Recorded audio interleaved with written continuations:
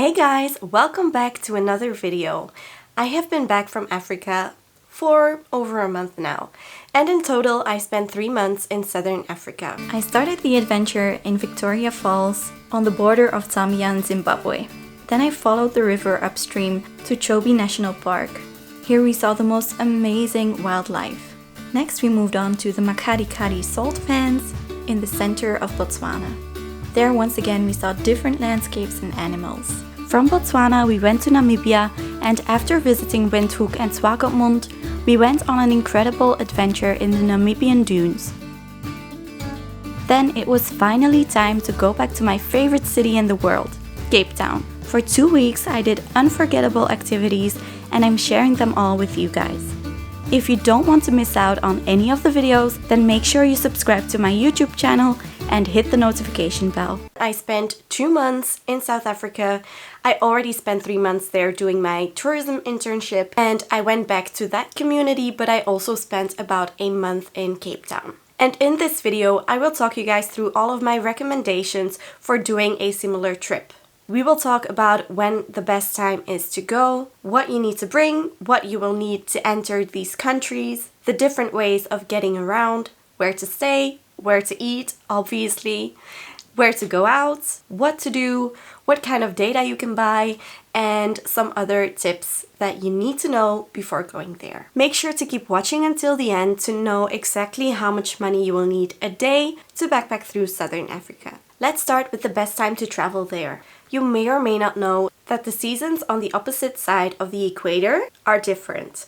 So in the north, when it's summer, it'll be winter in the south, and vice versa. So this is an important thing to take into account when you are planning your trip to Southern Africa. The majority of tourists will go there in our autumn when it is springtime there. Then the temperatures aren't as warm as they would be in December, January, but also they aren't as cold as during the winter months in July and August. And trust me, it can get quite cold in Southern Africa. So it's important that you know this before booking your trip. September, October, November is high season, but I definitely think that February, March is also still a good season to go. I was there in April and May now, and in May it is starting to get quite cold already in South Africa. More specifically Cape Town and the southernmost region of the continent. One of the biggest advantages of traveling to Africa, if you are coming from Europe, is that there will be no jet lag, because you are staying in pretty much the same time zone. Now, what about the currency? Obviously, these countries in Southern Africa don't all have the same currency. However, the South African rand you can also use in Namibia. Namibia has Namibian dollars, but the exchange rate is the exact same. So you can pay with both Namibian dollars or South African rands in Namibia. So to make things easy for you, make sure that when you take out money for either one of these countries, that it is South African rands. So that if you start your trip in South Africa, you can still keep using the money when you're in Namibia, and vice versa. When you're in Namibia, you can still use the money when you're in South Africa. That way you can save up some money on money that maybe you haven't spent, that you would be losing, or Namibian money that you would have to exchange once you are in South Africa. Then Botswana and Zambia both have their own currencies. To be honest, I didn't really take out any cash when I was there because I didn't need it personally. I was staying at the Safari Lodge. Everything I needed I could pay there. When I went to the supermarket, I could pay by card. But for example, if you were going to do this as a road trip, car rental is also one thing I will talk about in a minute. But if you are going on a road trip, for example, you might want to stop at a gas station or somewhere that only accepts cash to get some drinks along the road, and then it will be a great idea to take out some cash. Also, during our Namibian road trip, some very popular attractions like the Fish River Canyon and Kolmanskop, the ghost town, all of those we had to pay in cash. It wasn't possible to pay with our cards. So if you go on a road trip, not only just to stop along the road and get a drink, but also to pay for the activities, especially in Namibia, you will need cash on hand. But in general, I didn't find that I really needed it in Choppies National Park and also in Livingstone, Zambia. Zimbabwe no longer has its own currency. Economically, it's not doing that well at the moment, and that is why they will accept US dollars. Now, we stayed in Livingstone and then we just popped across the border to the Zimbabwe side to watch the waterfalls on that side and just came right back to Zambia. So we didn't really need to have any currency on hand there. And then a very essential thing to take with you are these. This is the one that I used in Zambia, Zimbabwe, and this is the one that I used in South Africa, in Namibia. So you will need both of these. This is a really good one because you can also put these in here. You can put lots of different kinds of plugs into this one. This is kind of an all-round adapter. So this one has the round things and this one has like the flat things. So definitely remember to bring one of those. And then how can you enter these countries? At the moment, if you have had all your jabs, you can enter freely into South Africa, Namibia, Botswana. I still needed to get a PCR for Zambia, Zimbabwe, but just in case, because you will be watching this video after I've been, make sure to double check what you will need when you enter the country. When I got to the airport in Zambia, I had to get a CASA visa. And this visa allows me to visit both Zambia and Zimbabwe in the same trip. It costs $50 and it makes sure that you can visit both sides of the Victoria waterfalls. Then for Botswana, we crossed overland from Livingstone, Zambia to Choppies National Park, which are very closely located to each other. For Botswana, I remember paying a small fee to get in, but I'm not sure if that was related to actually entering the country, like for a visa or something. Because for South Africa and Namibia, you don't need a visa. You get a visa on arrival and they just put a stamp in your passport. I'm speaking from a European traveler perspective. If you're not from a European country, definitely check the entry requirements. I'm just speaking from my experience. You can stay for 3 months for free in South Africa and travel through Namibia for free. There's no need to get a visa or anything in advance. Next up is how to get around.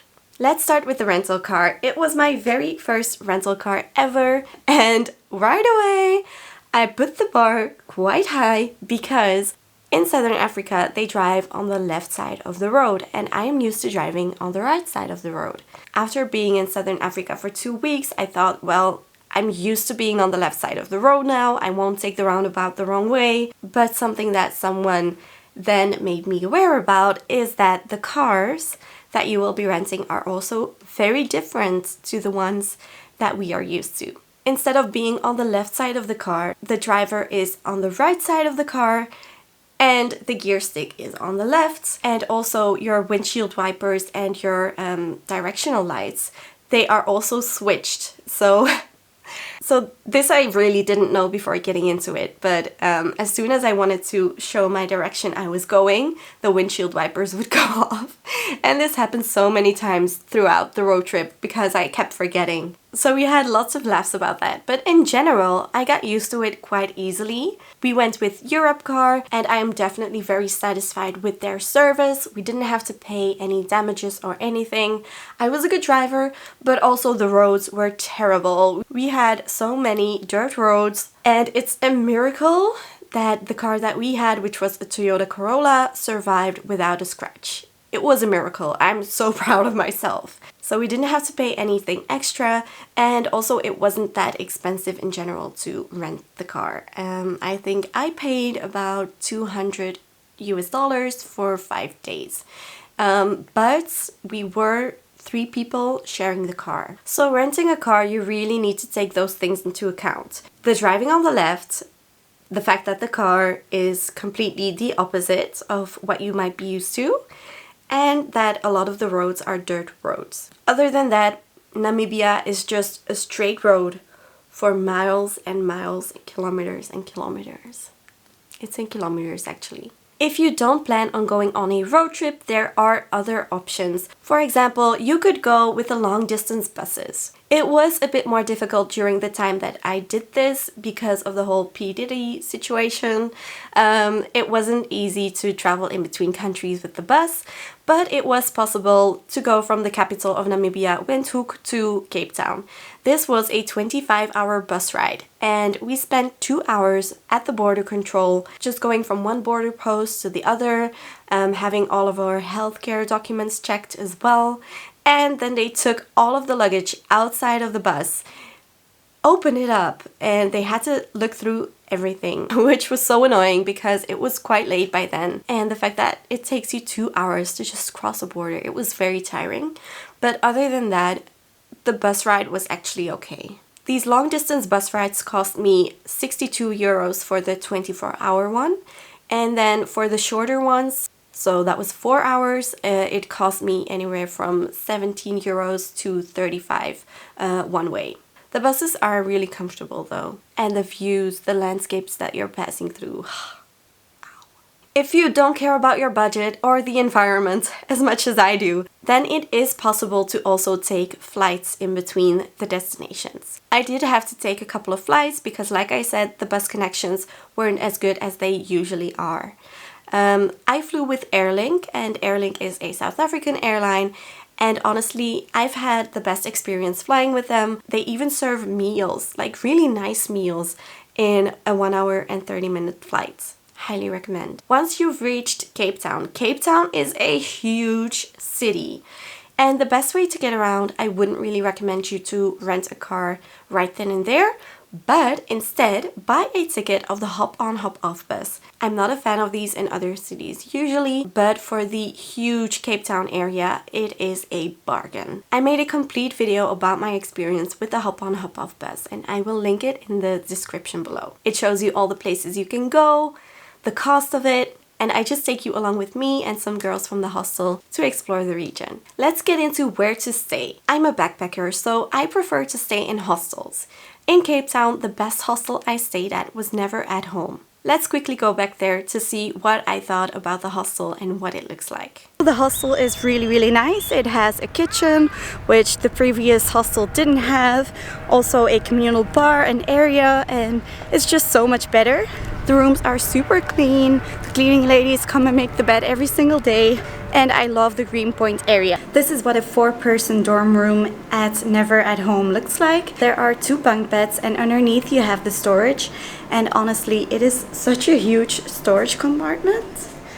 Look how deep that goes. Like, you can fit a lot of your stuff, if not all of your stuff, in there, and it'll be safe. You even have a small storage box at the head of your bed, which is so nice. There's air conditioning, you can open up the windows, the bathroom is also really nice, so I highly recommend this place. Unfortunately, this hostel does not offer a free breakfast, but some other hostels that I've stayed at there did.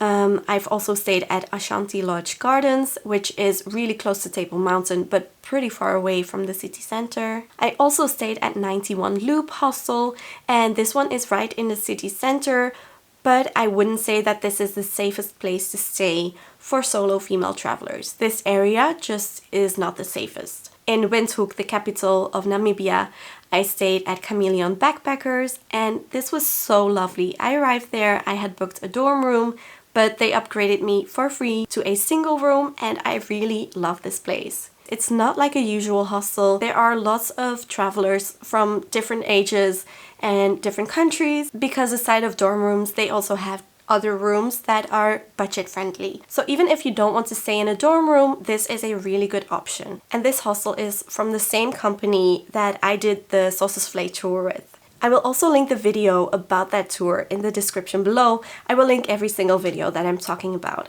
And this was an amazing tour. It was a bit expensive, but it's not as expensive as you would, for example, book a tour already from your home country that you would have arranged everything already.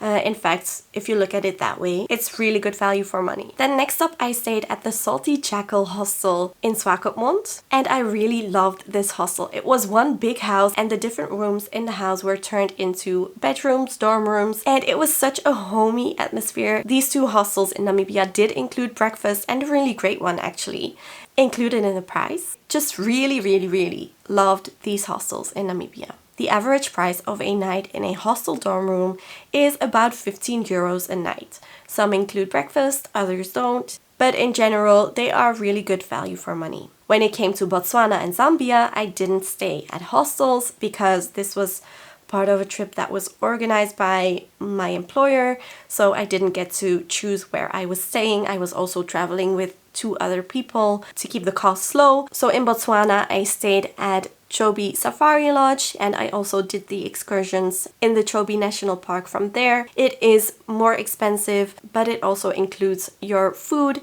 It includes the activities, the amazing safaris, some of the best safaris in the world. And then I also spent some time in central Botswana at Nata Lodge, which is close to the Nata Bird Sanctuary. I don't know the individual prices of all of this because it was part of a fee that I just paid to the company I'm working with. In Zambia, in Livingstone, close to the Victoria Falls, we stayed at Chapa Lodge, which was also decent, and it also included breakfast. It even had a swimming pool. All of these accommodations had a swimming pool. The only one that I mentioned that didn't have a swimming pool was the Salty Jackal in Swakopmund and 91 Loop in Cape Town. Other than that, they all had a swimming pool. For the rest of the video, I will focus on Cape Town. Where to eat, where to go out, what to do, and what your daily budget will be. And this budget of Cape Town is pretty similar to a backpacking budget in the rest of Southern Africa. When it comes to food, I spent about 14 euros on average per day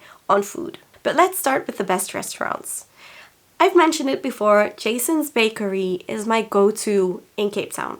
It is so close to the Never at Home hostel. From breakfast to lunches, they have incredible options. If I could only pick one place to eat in all of Cape Town, it would be Jason's Bakery. Another option that I really love for the coffee and the breakfast, but I would go there more often if I needed a takeaway breakfast, is Shift Espresso. These people working there are so nice. Even after a few times, they already recognized me, and we had lovely chats every single time I went there. The coffee and even the dirty chai latte. Wow, everything is so good, and I really wish I had the Shift Espresso next to my house here in Belgium.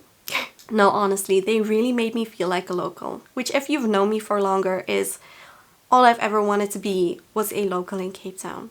And I think I pretty much succeeded at that. Aside from these breakfast spots, for lunch I love Giovanni's. Giovanni's is like a deli market. You can find ready-made salads here and pastas better and cheaper than at any restaurant. They have many international products aside from Italian, also Mexican and even Belgian. You can buy lots of cold cuts, meats and cheeses, freshly baked bread and delicious pastries, and have lunch at the cafe.